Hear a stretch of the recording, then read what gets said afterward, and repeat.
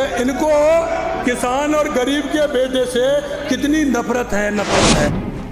डोटासरा जी कह रहे थे कि चतुर्थ श्रेणी कर्मचारी सफाई कर्मी, अरे सफाई कर्मी और चतुर्थ श्रेणी कर्मचारी से तुम्हारी क्या दुश्मनी है डोटासरा जी? वो किसान गरीब मजदूर के बेटे हैं, उनको नौकरी मिलेगी तो तुमको क्या नुकसान होगा डोटासरा जी?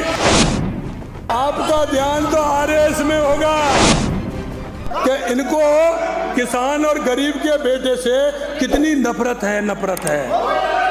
डोटासरा जी कह रहे थे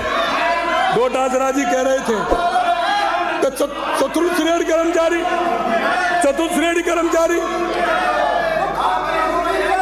अरे भाई सफाई कर्मी, अरे सफाई कर्मी और चतुर्थ श्रेणी कर्मचारी से तुम्हारी क्या दुश्मनी है डोटासरा जी? वो किसान गरीब मजदूर के बेटे हैं, अगर उनको नौकरी मिलेगी तो तुमको क्या नुकसान होगा डोटासरा जी? आपका ध्यान तो आरएस में होगा, आपका ध्यान तो कहीं और होगा, लेकिन उस गरीब के बेटे को आप क्यों मौका नहीं देना चाहते, ये तो मेरे को बता दो।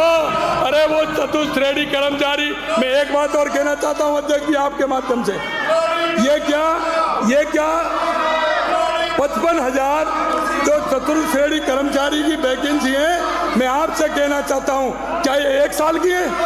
क्या 1 साल में इतनी वैकेंसी निकली? ये इनके पापों का कर्म है, ये इनके पापों का कर्म है। माननीय अध्यक्ष जी, चाहे कुछ भी हो जाए, मैं उसकी हिमायत करता हूं। मैं किसान का बेटा होने के नाते उसकी हिमायत करता हूं।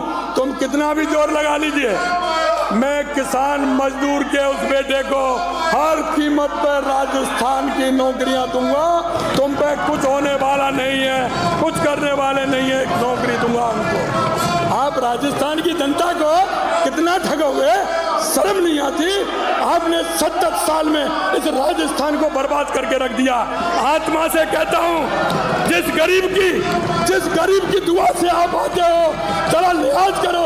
ये 8 करोड़ जनता क्या देख रही है, तुम्हारे मन का ही है, कहाँ पता नहीं है? मन में ये नहीं आता है कि हम कहाँ से चुन करके आए हैं। मैं यही बात, कुछ नहीं होने वाला, ये किसान का बेटा है, कुछ नहीं होगा। अगर राजस्थान की जनता के लिए अगर ये जान भी जाए तो परवाह नहीं है। कहना चाहता हूँ, शिक्षकों की बात आती है, और अगर शिक्षक ट्रांसफर की बात आए तो इन पे कैसे रहा जाए? फिर कैसे रहेंगे?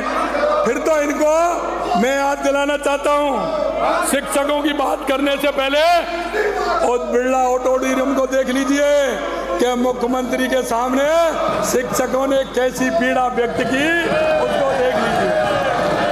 अगर आप भी read 1st grade, 2nd grade, 3rd grade, constable, patwari, lab assistant या जेल प्रहरी जैसी परीक्षाओं की तैयारी कर रहे हैं तो निश्चित ही आप मार्गदर्शन के लिए किसी दमदार विकल्प के बारे में सोच रहे होंगे। उत्कर्ष ऐप ऐसे ही दमदार विकल्प के रूप में आपको देता है घर बैठे मजबूत तैयारी करने का मौका। उत्कर्ष ऐप पर आपको मिलता है experienced faculty team, live recorded classes, बेहतरीन स्टडी मटेरियल जैसे की टीचर्स द्वारा क्लास में लिखे गए नोट्स की PDF। साथ ही आपको मिलता है quizzes, revision booklet with video solution, mock test इत्यादि। यानी कुल मिलाकर कहा जाए तो कामयाबी तैयारी का फुल पे। वहीं इस ऐप में आपको 650 से अधिक ऑनलाइन कोर्सेज एक्सप्लोर कर अपना मनचाहा कोर्स सुन सकते हैं। और हाँ, इन सब के अलावा अगर आप मेरा कूपन कोड UCSN10 इस्तेमाल करते हैं तो आपको अपने कोर्स पर 10% का स्पेशल डिस्काउंट भी मिल रहा है। तो साथियों, उत्कर्ष ऐप के कोर्स में एनरोल करने के लिए लिंक इस वीडियो के डिस्क्रिप्शन बॉक्स में और पिन कमेंट में मिल जाएगा। तो आज ही अपना पसंदीदा कोर्स सर्च करें और कामयाब तैयारी की ओर कदम बढ़ाएं। डाउनलोड उत्कर्ष ऐप नाउ।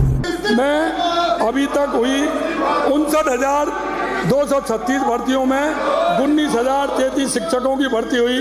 माननीय सदस्य, अब तो ताली बजा दें। माननीय अध्यक्ष महोदय, मैं सदन को अवगत कराना चाहूँगा कि 19,000 शिक्षक, उसमें 19,000 शिक्षक थे, उसमें 22,000 पैरामेडिकल स्टाफ, 4,748 कनिष्ठ लेखाकार, 2,500 वनकर्मी, 3,100 से अधिक पुलिस कांस्टेबल, इतनी भर्ती हुई। अब ये कह रहे हैं कि किनको आपने भर्ती दी।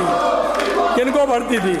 अरे ये मैं चश्मा तो बदलवा सकता हूँ लेकिन दृष्टि नहीं दे सकता। उपजे हताशा के माहौल को दूर करते हुए हमारी सरकार ने सुनिश्चित किया है कि भर्तियां नियमित रूप से निकालें, परीक्षाएं समय पर हों, सफल अभ्यर्थियों को शीघ्र नियुक्ति मिले। हमने भर्ती प्रक्रिया की पारदर्शिता और सुगमता से सुनिश्चित कर युवाओं में मन, विश्वास, आशा का संचार किया है। कई महत्वपूर्ण कदम हमने उठाए, माननीय अध्यक्ष जी, हमने कई महत्वपूर्ण कदम भी हमने उठाए और वो कदम हमने इसलिए उठाए कि उनको ठीक प्रकार से हम कर सकें। वो इसलिए कहना चाहता हूँ कि इन्होंने कुछ नहीं किया, इन्होंने सिवाय लूट के दूसरा काम नहीं किया। कॉमन स्टेट सीईटी की मान्यता अवधि में वृद्धि कर 3 वर्ष हमने किया। परीक्षाओं में अभ्यर्थियों को सही पहचान सुनिश्चित करें, इसके लिए बायोमेट्रिक प्रणाली लागू की गई। साथ ही पात्रता के लिए रिक्तियों के 15 गुणे शर्त हटा करके कट ऑफ मार्क्स किया हमने, जिससे उनको बार बार पेपर नहीं देना पड़े। एक इनके अब मैं दुख की रग पे आ रहा हूँ, क्योंकि उन्होंने किसान और राजस्थान के उन युवाओं के साथ जिस तरह का इन्होंने धोखा किया। अरे भाई, मैं एक बात कह रहा हूँ, ये कहते तो सचिन जी ने पूरा 4 साल निकाल दिए।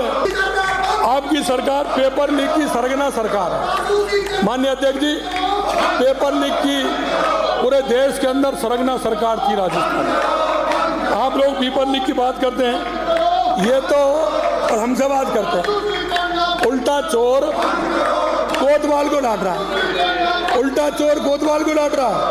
अरे भाई, तुम्हारे जो कुकर्म थे, उन कुकर्म वालों को आपने कुछ नहीं किया।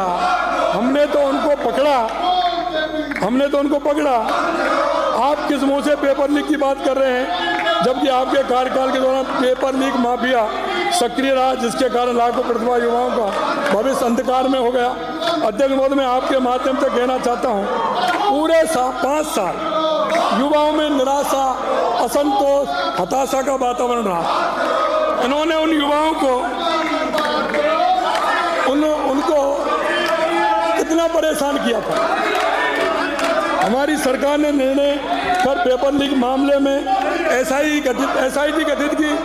इनको ये पता नहीं है कि हमने 15 दिसंबर को शपथ ली थी और 16 दिसंबर को हमने एसआईटी गठित की, और एसआईटी का रिजल्ट आया।